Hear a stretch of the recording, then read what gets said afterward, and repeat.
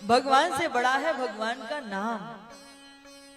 ये जो सूर्यवंश है ना, सूर्यवंश में एक से एक बड़े प्रतापी राजा हुए हैं। दिलीप हुए हैं, खटवांग हुए हैं, सगर हुए हैं, राजा भगीरथ हुए हैं, एक से एक बड़े बड़े बहुत सुंदर वंशावली है। इसी में जाकर आगे खटवांग हुए हैं, इन्हीं में जाकर के फिर दशरथ जी का जन्म हुआ है। और सूर्यवंश के अंदर एक बड़ी अनोखी सी बात है कि सूर्यवंश में अधिकांश जितने भी बालक हुए हैं वो यज्ञ के प्रसाद स्वरूप ही प्राप्त हुए हैं। और जो चंद्रवंश है ना, चंद्रवंश में जितने भी विवाह हुए हैं वो सब युद्ध के बल पे हुए हैं। बंधुओं, हम कहा भगवान की राम की कथा को इस छोटे से समय के कटोरी में सुना पाएंगे। भगवान का नाम ही भगवान से बड़ा है। इसलिए आइए हम तो राम जी के नाम का ही आधार लेते हैं। राम कृष्ण दो एक हैं, अंतर नहीं निमेश, इनके नयन गंभीर हैं तो इनके चपल विशेष। नौमी तिथि मधुमास पुनीता, शुक्ल पक्ष अभिजित हरिप्रीता। राम और कृष्ण में कोई अंतर नहीं है। राम और कृष्ण दोनों एक ही हैं। इनके नयन गंभीर है तो इनके चपल विशेष है। ये मर्यादा पुरुषोत्तम है तो ये लीला पुरुषोत्तम है।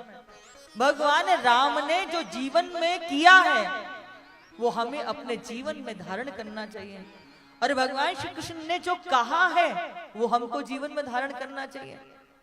क्योंकि जो भगवान कृष्ण ने किया है वो हम नहीं कर सकते, पर भगवान राम का जीवन मर्यादा पुरुषोत्तम कहलाए।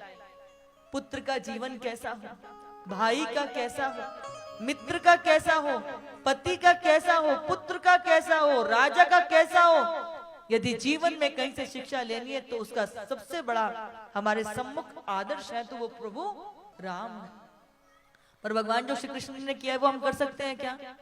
कर सकते हैं क्या? और देखा है ना, जिन्होंने भगवान कृष्ण बनने की कोशिश की उनके क्या हालत हुई है, देखी है ना। मुझे बताने की जरूरत है क्या?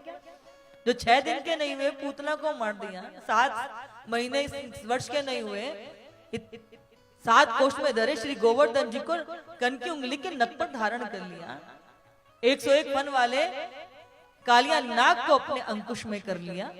जरा सा सांप को देख करके हार्ट बीट बढ़ जाती है, और वो 101 फन वाले उस शेष नाग के शीश पर नृत्य कर लेते हैं। तो जो भगवान कृष्ण ने किया वो हम कर सकते हैं क्या? और वैसे भी आप देखो जरा, ये आदर्श पुरुषोत्तम, ये लीला पुरुषोत्तम क्यों है? इनके नेत्र गंभीर और इनके चप्पल कैसे, आप जरा देखिए। राम जी का नाम लो, राम सीधा सीधा सा नाम है, और कृष्ण का नाम देखिए जरा, टेढ़ा मेढ़ा सा है। हाँ? अगर किसी के सामने के ये 2 दांत ना हो ना तो कृष्ण का नाम मुंह से ना लिख पाएगा, मुंह में हवा भर जाएगी पर नाम नहीं आएगा। पूरे भारत में कहीं भी चले जाओ राम जी सीधे से खड़े हैं, और कन्हैया के किसी भी मंदिर में चले जाओ कैसे खड़े हैं? टेढ़ी टांग पे। इनका नाम भी टेढ़ा है, खड़े भी टेढ़े ही और काम भी टेढ़े ही है इनके। इसलिए भगवान श्री कृष्ण ने जो किया है वो करने युक्त नहीं है, वो लीलाधारी है, लीला पुरुषोत्तम है। पर भगवान कृष्ण ने जो कहा है वो जीवन में धारण करने युक्त है, क्योंकि भगवान श्री कृष्ण ने उपदेश दिए हैं भगवान बन करके। भागवत कथा की उस कथा में कितनी बार कहा कि मैं भगवान हूं, मेरी शरण में आ जाओ, पर प्रभु राम ने कहीं भी दिखाया अपनी कहीं लीला का प्रदर्शन प्रभु राम ने नहीं किया। इसलिए भगवान का नाम ही, उनके कर्तृत्व ही हमारे जीवन का आदर्श है। और वैसे भी बंधुओं, जो प्रभु राम है ना, प्रभु राम कौन है? बोले उनका नाम। अभी आप देखो, जो हमारी परंपरा वो कौन सी है? सूर्यवंश की तो है, सूर्यवंशी राम। बहुत बार लोग कहते हैं ये सब काल्पनिक है, कोई राम वाम नहीं, काल्पनिक है। तो दिन में किसे नहीं दिखाई देता? बताओ जरा, किसको नहीं दिखाई देता? तो जो कहते हैं कि राम नहीं हुए वो क्या है? जिन्हें सूर्यवंशी राम नहीं दिखाई देते।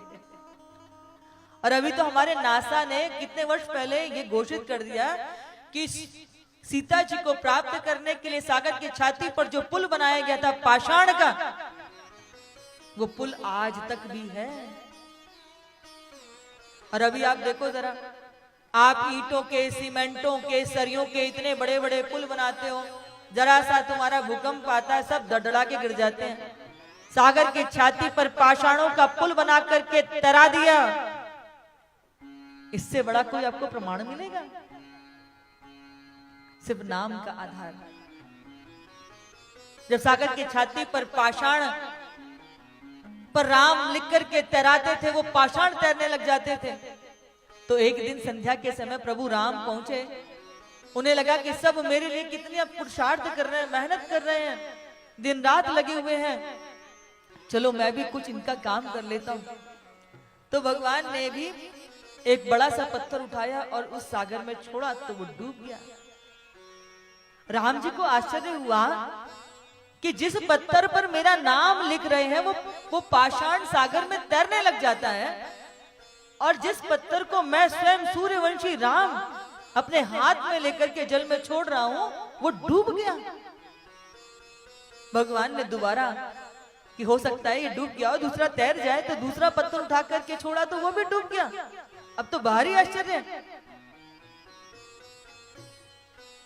भगवान ने कहा कि मैं एक बार और प्रयास करता हूं, तो इधर उधर देखने लगे, कोई देख तो नहीं रहा, और जैसे तीसरा पत्थर छोड़ा वो भी डूब गया।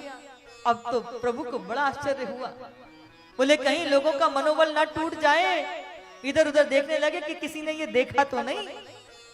लेकिन जैसे ही गर्दन पीछे घुमाकर देखा तो हनुमंत लाल खड़े खड़े मुस्कुरा रहे थे। राम जी कहते हैं, हनुमान तुम कब से? बोले बता दो प्रभु। बोले हाँ। बोले जब पहला डूबा था ना, तभी से पीछे हूं। देखो ना हनुमंत लाल, जिन पत्थरों पर मेरा नाम लिखते हैं वो पत्थर तैरने लग जाते हैं, पर मैं स्वयं जिस पत्थर को इस जल में छोड़ता हूं वो डूब जाता है। तो हनुमंत लाल मुस्कुराते हैं, कहते हैं प्रभु ये भी कोई आश्चर्य की बात है? अरे जो आपके नाम का आधार लेगा, भला संसार सागर में कौन उसको डुबा सकता है, लेकिन जिसे स्वयं आप छोड़ देंगे, त्याग देंगे, नहा तो फिर उसको कौन तैरा सकता है? डूबना तो उसकी नियति में है। इसलिए भगवान का नाम सबसे बड़ा है। कलयुग केवल नाम आधारा, सुमिरे सुमिरे नर उतरई पारा। भगवान का नाम सबसे बड़ा है। कोई हमको, जब हम सुबह उठते हैं ना, तो सबसे उठ करके पहले किसका नाम लेते हैं? भगवान का नाम लेते हैं कि नहीं लेते? फिर मंदिर में जाएं, कहीं जाएं, कोई मिल जाए तो उसको क्या कहते हैं? राम राम कहते हैं ना। हाँ, शरीर में दर्द हो तो क्या कहते हैं? पीड़ा होती है तो क्या निकलता है? और कोई जिसको पसंद ना करते हो वो मार्ग में मत्थे लग जाए तो क्या कहते हो? हाँ। और जब किसी का शरीर पूरा हो जाता है, तो जब उसके कुटुंबी जन, पारिवारिक जन, मित्र, सहोदर जब पीछे जाते तो क्या कहते हैं? यानी कि जीवन का प्रारंभ भी राम से है और जीवन की यह संध्या भी राम से ही है। राम नहीं है नारा एक विश्वास है, भौतिकता की नहीं दिलों की प्यास है। राम नहीं मोहताज किसी के झंडों का, साधु सन्यासी संतों पंडों का। राम नहीं मिलते ईंटों में गारों में, राम मिले निर्धन की आंसू धारों में। राम मिलेंगे तटों में, वनवासों में, राम मिलेंगे केवट के विश्वासों में। राम मिले हैं वचन निभाती आयु को, राम मिले हैं घायल पड़े जटायु को। राम मिलेंगे मर्यादा में जीने में, और राम मिलेंगे हनुमान के सीने में।